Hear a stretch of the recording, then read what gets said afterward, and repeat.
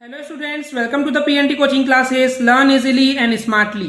तो आज हम देखने वाले एक क्वेश्चन जिसमें बोला गया है what is the importance of constitution explain. तो इस क्वेश्चन का मतलब है कि कॉन्स्टिट्यूशन का इम्पोर्टेंस, महत्व क्या है, ये हमको समझाना है। तो चलिए करते हैं स्टार्ट। तो बेसिकली स्टूडेंट्स, स्टार्ट करने से पहले मैं बताना चाहूंगा कि कॉन्स्टिट्यूशन क्या होता है। ये हमने आपको ऑलरेडी पिछले वीडियो में बता चुके हैं, जहां पे हमने आपको बताया था कि कॉन्स्टिट्यूशन एक ऐसी बुक है जिसमें किसी भी कंट्री या किसी भी देश को चलाने के लिए रूल्स एंड रेगुलेशंस और लॉज को लिखा गया है। तो उस बुक को बोला गया है कॉन्स्टिट्यूशन, जिसको हम हिंदी में बोलते हैं संविधान। तो इसका इंपॉर्टेंस एक्चुअली कहां से स्टार्ट होता है? ये स्टार्ट होता है political framework of a country. यानी कि यहां पे जो वर्ड है फ्रेमवर्क, फ्रेमवर्क का मतलब होता है ढांचा, स्ट्रक्चर या उसकी बनावट।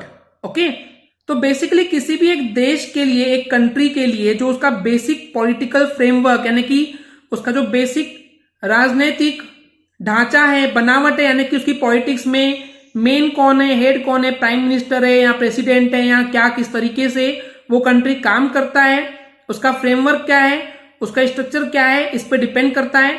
तो वही बोला गया है कि किसी भी देश का जो बेसिक पॉलिटिकल फ्रेमवर्क है वो निर्धारित किया जाता है, बताया जाता है उस देश के कॉन्स्टिट्यूशन में। लेट डाउन का मतलब है कि निर्धारित करना या बताना। तो बेसिकली किसी भी देश में जो उसका पॉलिटिकल फ्रेमवर्क है, पॉलिटिकल स्ट्रक्चर है, उसको पहले ही उस देश के कॉन्स्टिट्यूशन में, संविधान में बताया जाता है।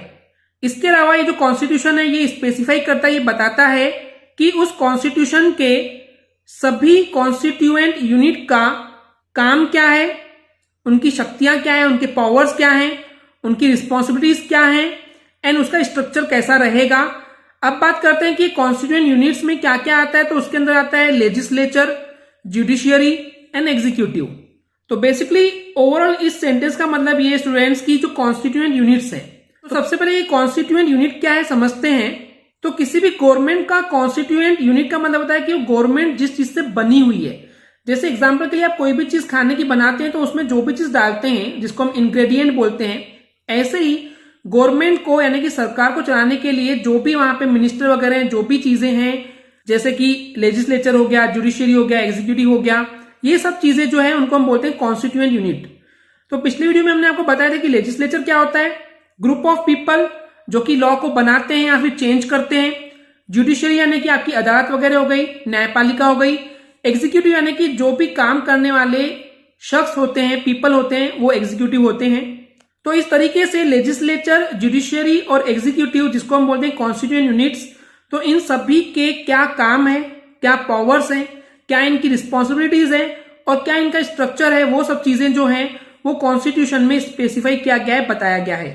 इसके अलावा जो कॉन्स्टिट्यूशन है वो रेगुलेट करता है। रेगुलेट करने का मतलब है कि कंट्रोल करता है। तो जो कॉन्स्टिट्यूशन है, जो संविधान है, वो कंट्रोल करता है किसको? रिलेशन को। किस किस के बीच रिलेशन को?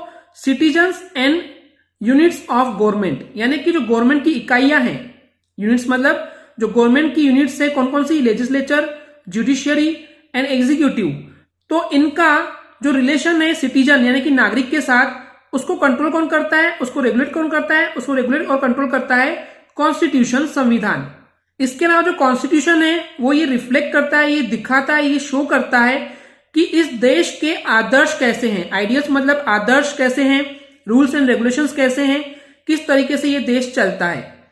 इसके अलावा कोई भी कॉन्स्टिट्यूशन, कोई भी संविधान जो है वो बेस्ड होता है 4 चीजों पर: सोशल, पॉलिटिकल, इकोनॉमिक नेचर, उसके अलावा belief and aspiration of people. यानी कि किसी भी देश का कॉन्स्टिट्यूशन जो है वो बेस्ड होता है, डिपेंड करता है, उसका जो आधार होता है वो होता है सोशल यानी कि सामाजिक, समाज कैसा है, पॉलिटिकल यानी कि राजनीतिक कैसे, वहां के नेता वगैरह कैसे हैं, कैसे काम करते हैं, इकोनॉमिक यानी कि कितना वो पैसे अर्न कर रहे हैं अपने सिस्टम से, अपने कंट्री से, आई मीन कंट्री की इनकम कितनी है, रेवेन्यू कितनी है।